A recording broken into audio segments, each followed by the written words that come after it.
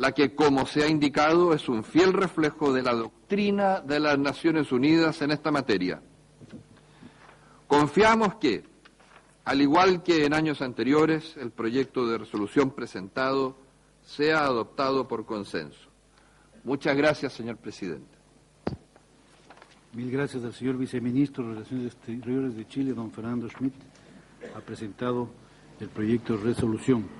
Tengo el especial honor de conceder la palabra a la señora presidenta argentina, doña Cristina Fernández de Kirchner. Tiene usted la palabra, señora presidenta. Muchas gracias, señor presidente. En principio quiero agradecerle a este comité histórico de descolonización de Naciones Unidas la deferencia que me hace. Tengo un gran honor, me siento con un gran honor de poder hablar ante este comité y todos sus miembros. Este comité que fue creado cuando surgieron los movimientos de liberación en el África, cuando la Asamblea de Naciones Unidas entonces emite su ya emblemática declaración sobre el colonialismo y confiere precisamente a través de la creación de este comité el ámbito institucional, multilateral, global, que encare definitivamente la lucha contra lo que ya todos han señalado como lo que constituye un verdadero anacronismo, que es el colonialismo. Desde la creación de este comité se han resuelto 80 casos de excolonias, 11 casos de fideicomisos, y solo restan resolver 16 cuestiones coloniales, 10 de las cuales son originadas por el dominio en territorios usurpados por parte del Reino Unido. Y yo vengo a hablar aquí precisamente de la cuestión Malvinas. Por eso quiero agradecer y me siento muy honrada de estar aquí presente hoy. No vengo sola. Vengo como presidenta de la República Argentina y vengo acompañada también por la mayoría de los partidos políticos de la República Argentina con representación parlamentaria.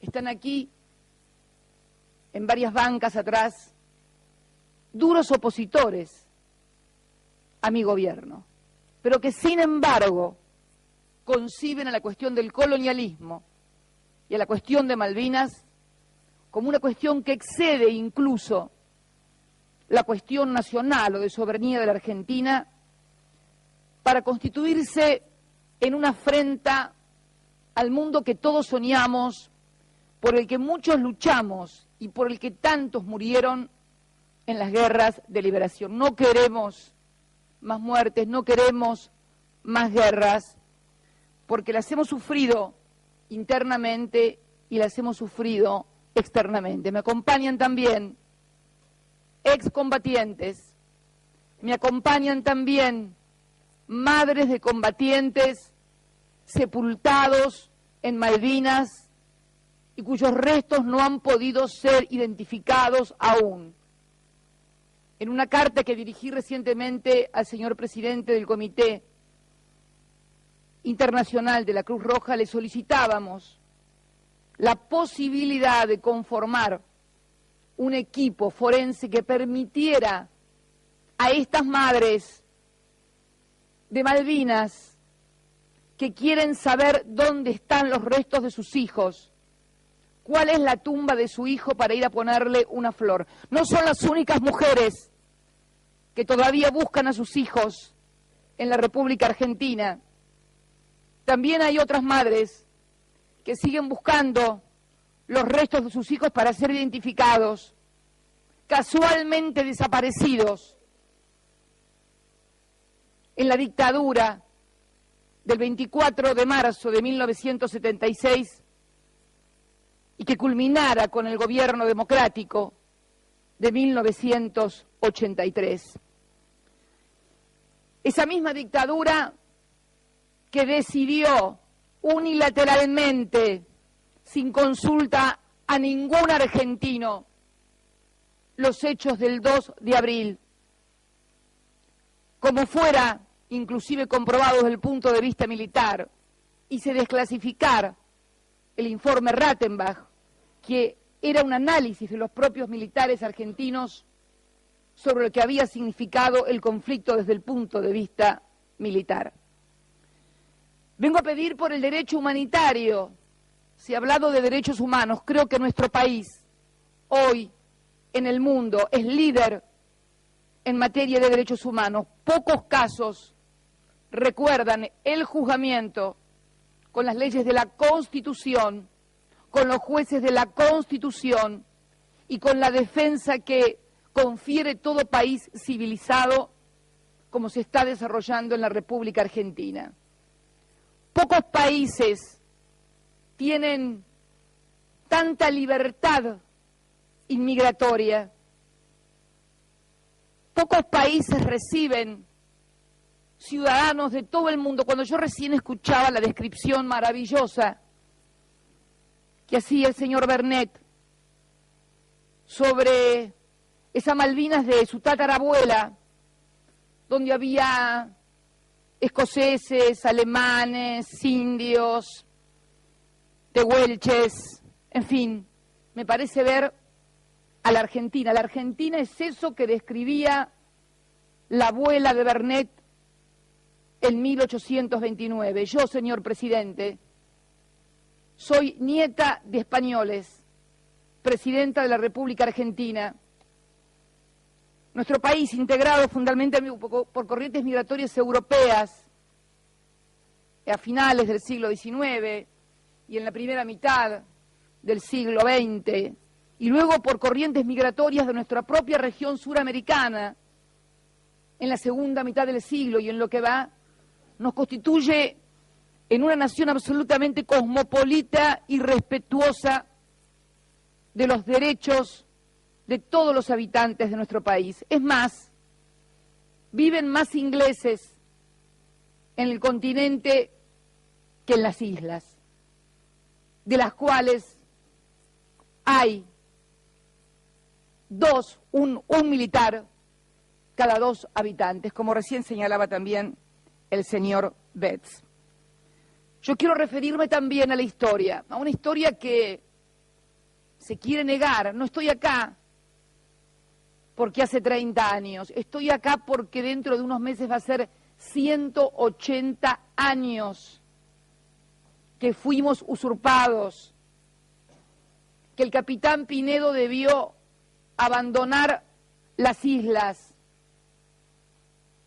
porque una corbeta inglesa muy superior en poderío militar, como lo era en ese momento el imperio inglés, el gran imperio naval del siglo XIX, del cual no era la primera vez que venían a la Argentina. Ya habían venido antes. Lo hicieron en 1806, cuando todavía éramos colonia española, con Bedford a la cabeza, el general Bedford. Mire usted lo que son las cosas.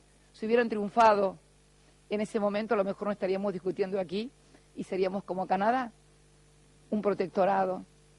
Pero bueno, fueron vencidos por el pueblo de Buenos Aires, por sus mulatos, por sus negros, por los criollos.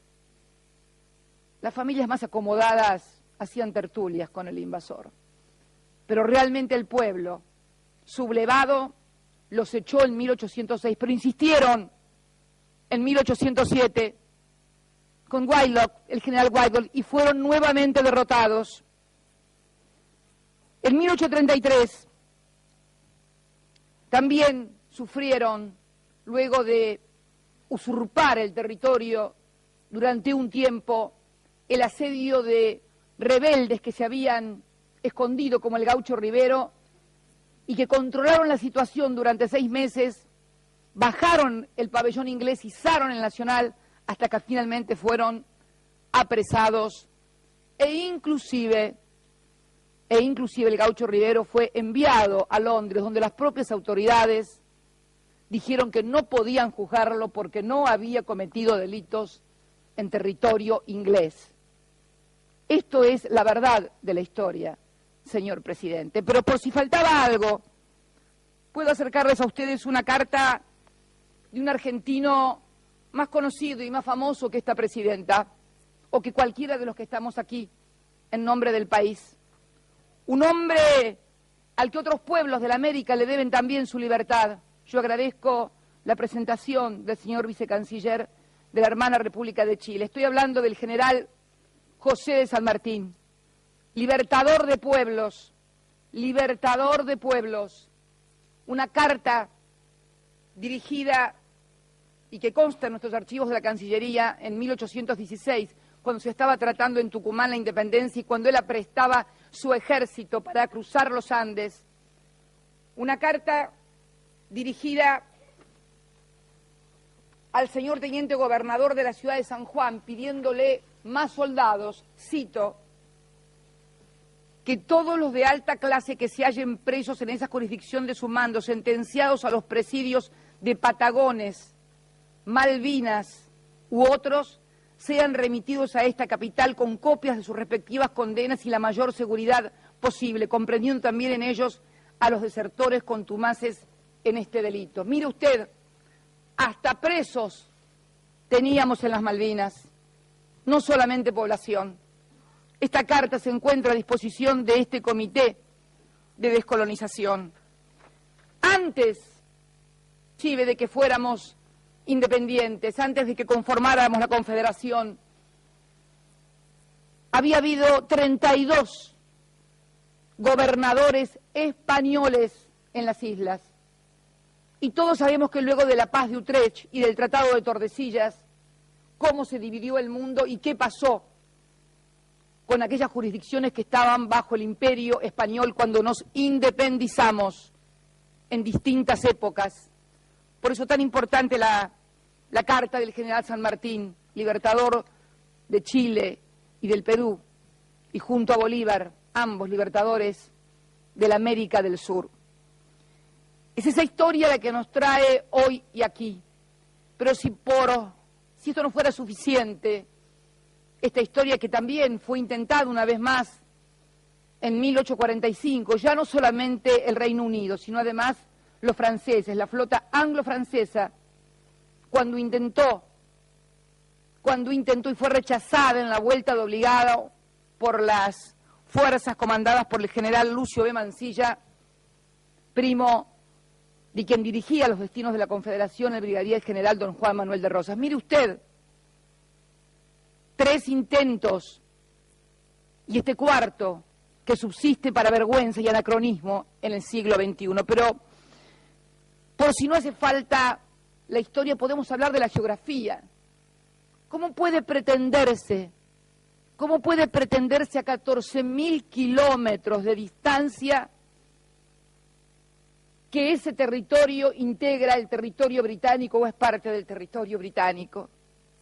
Yo vivo en Río Gallegos, señor presidente, a poco más de 700 kilómetros de las Islas Malvinas.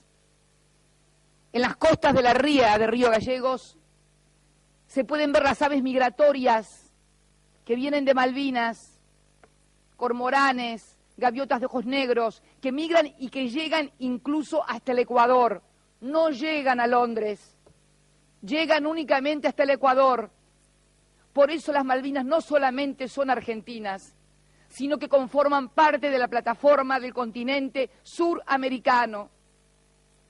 Por eso es también la necesidad de geografía, zoología, resoluciones de Naciones Unidas que son tomadas como un instrumento más, formamos parte de este organismo multilateral que conforma la gobernanza global.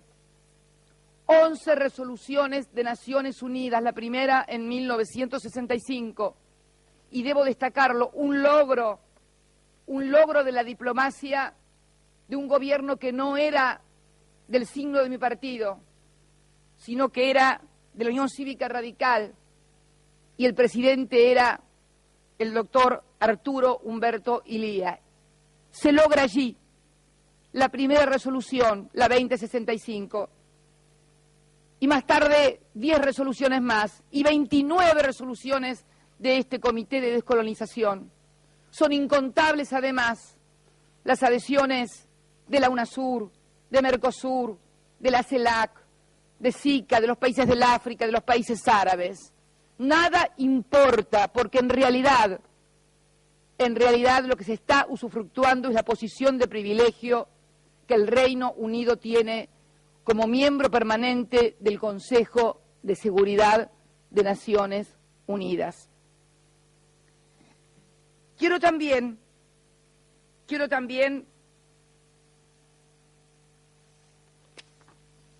hablar de la diplomacia.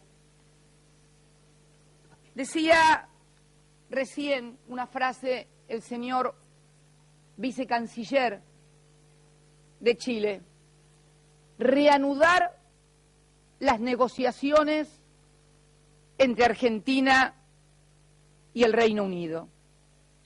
Nunca mejor empleado ese término, señor vicecanciller, porque hubo negociaciones entre el Reino Unido y mi país, la República Argentina.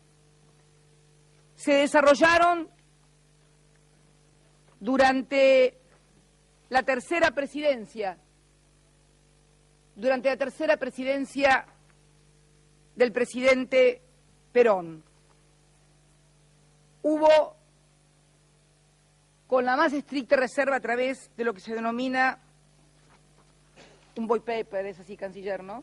Es un papel, no es un non-paper, sino un papel secreto, en el cual el embajador inglés en Argentina, por indicaciones del Foreign Office, toma contacto con Viñes para ver si podíamos arribar a un acuerdo entre ambos países y hace una propuesta que también figura en la Cancillería argentina.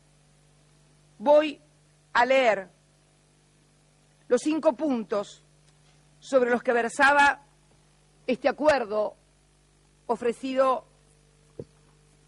que era la forma de condominio. Los condóminos serían Su Majestad la Reina y Su Excelencia el Presidente de la República Argentina. Hay diversas formas de condominio, pero los elementos básicos podrían incluir los siguientes. Cito: las banderas británicas y argentinas serían enarboladas juntas y los idiomas oficiales serían inglés y español. Segundo, todos los nativos, entre comillas, de las islas poseerían doble nacionalidad.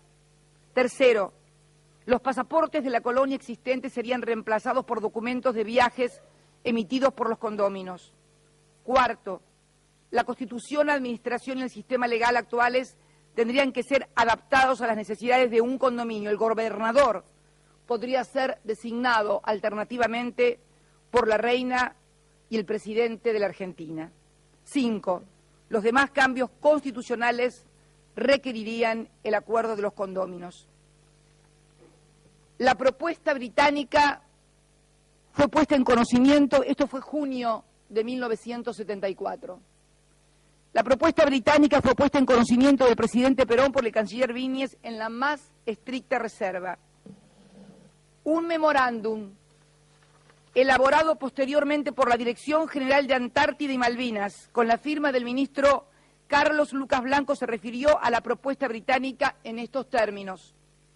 Esta propuesta, de fecha 11 de junio del corriente año, tenía pendiente a lograr una solución de fondo y fue contestada el 19 de junio por una contrapropuesta que avanzaba mucho más en el sentido de favorecer la posición argentina y una más rápida solución definitiva. Paso a leer textualmente cuál fue la contrapropuesta argentina. Las banderas de ambos países flamearán conjuntamente en edificios y actos públicos. Las monedas argentina, británica y local tendrán curso legal en las islas con el tipo de cambio que se fije de común acuerdo. Los pasaportes o cualesquiera otros documentos actualmente en uso para los nativos, comillas, de las islas, serán reemplazados por otro único que los administradores conjuntos determinarán. Cuarto, serán administradores conjuntos el excelentísimo señor Presidente de la República Argentina y Su Majestad Británica. Quinto, serán idiomas oficiales en las Islas Malvinas el español y el inglés, en los cuales estarán redactados obligatoriamente todos los documentos oficiales. Sexto, se adaptarán a la administración conjunta las normas legales del territorio continental británicas y vigentes en las islas. Séptimo, los nativos, comillas, de las islas gozarán de los beneficios de la doble nacionalidad argentina y británica a todos sus efectos. Alternativamente, 8 es el punto 8 y último, alternativamente cada uno de los administradores conjuntos designará por el término de 2 años en cada caso al gobernador de las islas. El primer gobernador bajo el régimen de administración conjunta será designado por el excelentísimo señor Presidente de la República Argentina. El otro administrador conjunto designará al secretario de la Gobernación, o si se produjera una modificación en la organización administrativa del gobierno de las islas, al funcionario con tareas ejecutivas que siga en jerarquía el gobernador. 9 y principal, será propósito fundamental de la administración conjunta facilitar la gradual integración de la posición de las islas a la vida política, económica, social e institucional de la República Argentina. 19 de junio, Vignes y el entonces embajador Hobson estaban en estas negociaciones. Lamentablemente, el 1 de julio de 1974 fallece el presidente Perón. Y más tarde, al poco tiempo, fallece también el embajador Hobson. Pero es bueno saber lo que se pensaba desde Gran Bretaña sobre esta nueva situación. La asunción de María Estela Martínez de Perón como presidente planteaba un clima de incertidumbre política, motivo por el cual el secretario de Estado, Callaghan, aceleró el envío de un telegrama a Hobson, en el que le decía: aprovechemos esta oportunidad, comillas textual, aprovechemos esta oportunidad, porque podría haber un cambio de gobierno, también comillas, o golpe de Estado en cuestión de semanas, cierro comillas. El departamento preparó incluso una fórmula para anunciar conjuntamente, comillas, una nueva ronda de conversaciones para explorar las salvaguardias y garantías a ser ofrecidas a los habitantes de las Islas Malvinas en la hipótesis de un eventual condominio anglo-argentino, comillas. Desgraciadamente, señor presidente, los análisis que hacía la Cancillería inglesa, el Foreign Office, acerca de la situación en que derivaría la muerte del presidente Perón o la inminencia de un golpe de Estado que tardó un poco más pero que llegó inexorablemente porque ya estaba decidido desde mucho antes, abortó esta negociación que existió entre el Reino Unido y mi país, la República Argentina, en los términos que plantea precisamente la resolución de Naciones Unidas. Nosotros queremos por eso, tal cual lo ha manifestado el vicecanciller chileno, la reanudación de esas negociaciones. ¿Qué culpa tenemos los argentinos de lo que nos pasó a partir del 24 de marzo de 1976? Cuando yo veía hoy, en el 10 de Downing Street, ondear la bandera que ellos llaman de las Islas Falkland, sentí vergüenza ajena, señor presidente, porque las guerras no se festejan ni se conmemoran. ¿Sabe por qué? Porque la guerra costó muchas vidas. 649 muertos del lado argentino, 255 del lado británico, 449 argentinos y 264 británicos se suicidaron después. ¿Qué pensaría, digo, señor presidente, el pueblo alemán o la señora Merkel si el 8 de mayo, fecha de la rendición incondicional de Alemania, 8 de mayo de 1945, en el 10 de Downing Street, ondeara la bandera alemana por abajo de la bandera inglesa? ¿Qué pensaría Japón si el 15 de agosto el presidente de los Estados Unidos hiciera ondear en la Casa Blanca la bandera estadounidense y abajo la bandera japonesa? Les recuerdo a los que no lo recuerden que el 15 de agosto, luego de Nagasaki e Hiroshima, recién se rindió el imperio del Japón después de la Segunda Guerra Mundial. ¿Por qué entonces nos denostan a nosotros, que no tuvimos absolutamente nada que ver con esa dictadura? Es más, fuimos firmes opositores, es más, fuimos víctimas, todavía, reitero, estamos buscando a amigos, a compañeros, a chicos que hoy tienen la edad de mi hijo. Mi hijo podría haber sido también uno de esos chicos capturados por esa dictadura. ¿Cómo puede alguien moralmente y honestamente plantearnos a nosotros que somos eso? ¿Cómo pueden plantearnos a nosotros eso, que desde 1983 solamente integramos misiones militares de paz en todo el mundo? Estamos en Haití, estamos en Chipre, no nos van a encontrar ni en Irak ni en Afganistán. Y si de referéndum se trata, ¿por qué no van a hacer un referéndum también Afganistán o Irak? A ver qué se piensa de lo que están haciendo. Por eso, señor presidente, disculpen la vehemencia, yo no voy a adjetivar, yo no voy a decir cosas sobre ninguno de los que han hablado defendiendo su posición, porque nuestra cuestión es con el Reino Unido. Porque además yo creo que cuando se tienen argumentos, razones históricas, geográficas, políticas, no es necesario insultar, ni agraviar, ni mentir. Basta solo con contar las cosas, cómo han sucedido, cómo han pasado, y así han pasado las cosas. Y ni qué hablar de los recursos, señor presidente, depredados y sin ningún tipo de control, recursos hictícolas y petroleros, en una zona de paz. Porque además, señor presidente, el apoyo de nuestros países hermanos no es solamente una cuestión de solidaridad por vecindad, es casi un ejercicio de autodefensa, porque nuestra región, el Atlántico Sur, está desmilitarizada y porque además Argentina, líder en materia de derechos humanos, es también líder en materia de no proliferación nuclear, pese a ser el país más avanzado de Latinoamérica en materia de ciencia nuclear. Tenemos demasiados antecedentes de ser un país de paz, un país que abre las puertas como a nadie. Una cosa que decía el señor Betts y que me impresionó, que se tuvo que ir de las islas porque lo perseguían, porque pensó diferente, porque cree realmente en algo diferente a lo que creen otros, no importa quiénes. ¿Cuál es esa forma de vida que no admite a otros que piensan diferente y si tienen que irse? ¿Cuál es esa forma de vida que insulta, agravia y no deja ni siquiera identificar los restos?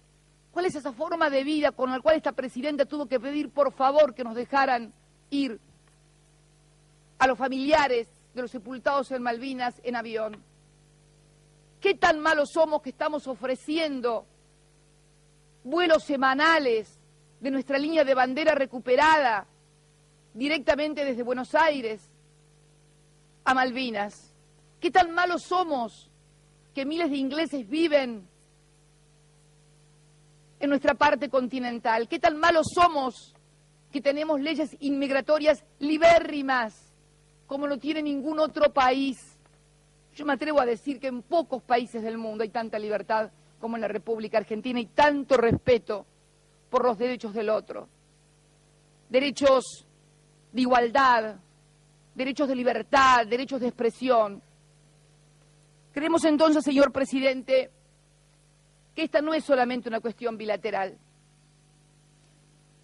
Creemos que esto es una cuestión global, señor presidente. Creemos que esto es una cuestión global, señor presidente, porque el mundo tiene muchos problemas.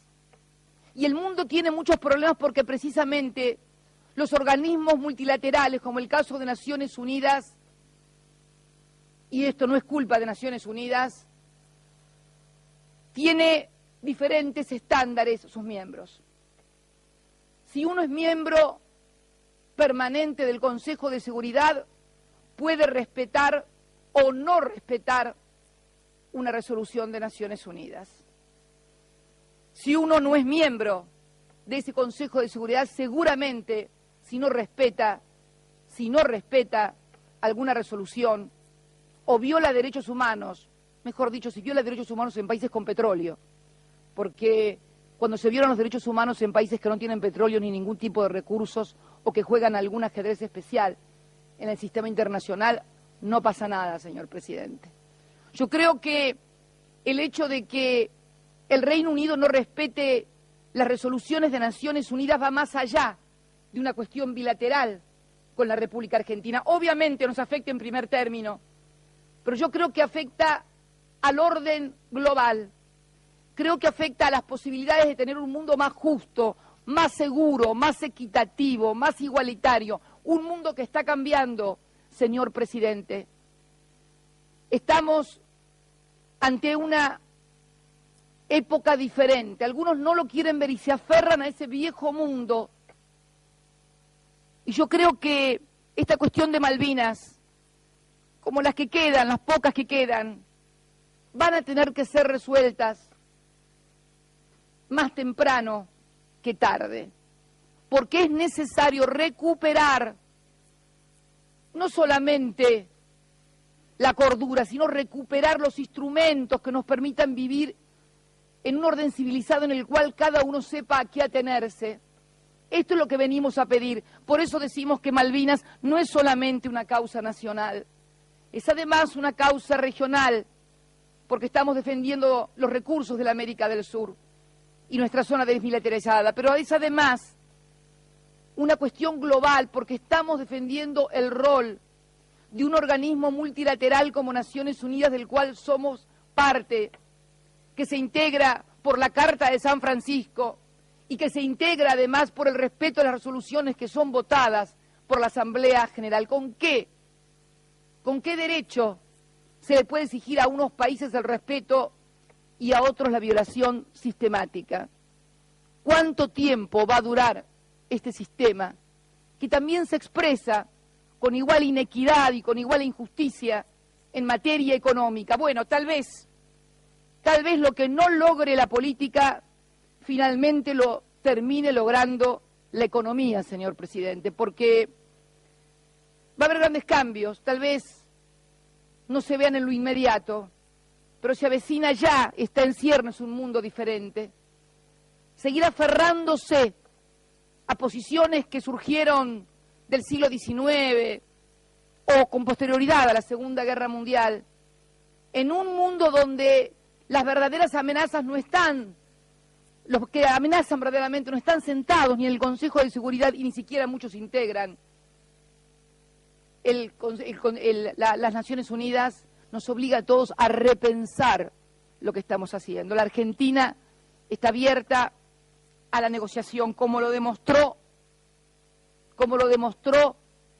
esta negociación que existió en 1974 y que quedó trunca, y que implica además por parte del Reino Unido al reconocimiento de que hay una cuestión litigiosa en materia de soberanía, sino por qué razón el gobierno del Reino Unido, a través de su embajador, envía secretamente este papel al canciller Vignes para ser tratado por el general Perón, y luego el general Perón lo contesta. Bueno, la historia tiene esas cosas. Muchas veces dice que los hombres no forman la historia, pero muchas veces los hombres, o lo que le pasa a determinados hombres y mujeres que son determinantes en un momento histórico, influyen de una manera a veces beneficiosa y a veces fatal para el curso de los acontecimientos. Pero venimos aquí sin ningún tipo de rencor, sin ningún tipo de ofensa, con la certeza y la seguridad de que somos un país abierto y que vamos a seguir cumpliendo estrictamente las resoluciones de Naciones Unidas, demandando la apertura de esas negociaciones. Negociaciones que, por otra parte, en el mundo que se avecina, donde los tres claves van a ser energía, alimentos y ciencia y tecnología, el Reino Unido debería actuar con mayor grado de inteligencia y no utilizar esta cuestión como una cuestión para ser internalizada en su política interior. Debería actuar con mayor inteligencia porque una negociación entre ambos países que destrabaran muchas cosas permitiría asociaciones que tal vez fueran beneficiosas para el conjunto de la América del Sur y para todos los países y para el mundo, porque otra de las cosas que no han advertido quienes llevaron adelante la globalización, que ya nada será, que ya nada, ninguno podrá tener una determinada situación sin que influya en el otro. Miren lo que está pasando en el mundo de la economía global. Por eso digo que detenernos en Malvinas solamente como en una cuestión bilateral, territorial o de soberanía es achicar el caso. El caso de cuestión de Malvinas es algo más, es un desafío a nosotros mismos, a los organismos multilaterales, a los gobiernos, de que sean capaces de superar prejuicios, de superar clichés de lo que ya no son, ni volverán a ser, porque el mundo ha cambiado y hay nuevos protagonistas. Lo único que pretendemos, señor presidente, es dejar atrás esta historia de colonialismo, esta historia anacrónica, y construir una nueva historia en base al diálogo. Mire qué poco pedimos. Dialogar. No estamos pidiendo que nos den la razón. No estamos pidiendo que digan que sí, las Malvinas son argentinas. Estamos pidiendo apenas nada más ni nada menos que se sienten en una mesa a dialogar. ¿Puede alguien en el mundo contemporáneo negarse a dialogar y luego querer convertirse en adalid de los derechos humanos, de las libertades, del mundo civilizado, del mundo occidental y cristiano? La verdad que no, señor presidente. Por eso creo que luego de las intervenciones del señor Betts y del señor Bernet, ni siquiera hubiera sido necesaria mi intervención. Ellos describieron esas Malvinas de aquellos años como, cuando yo lo escuchaba, reitero, parecía que estaba describiendo un barrio de la ciudad de Buenos Aires, una provincia argentina. La mezcla de culturas, la mezcla de nacionalidades. Eso es lo que es Argentina, lo que siempre fue. Y quiero, para finalizar, agradecer el apoyo que han tenido innumerables cantidades de países, del Mercosur, de la CELAC, de SICA, del Comité de Descolonización, de los países árabes, de los países africanos, de todos aquellos que creen que el colonialismo es algo que debemos dejar definitivamente atrás para construir el nuevo mundo que todos nos merecemos y del que tenemos muchas más necesidades de las que creemos.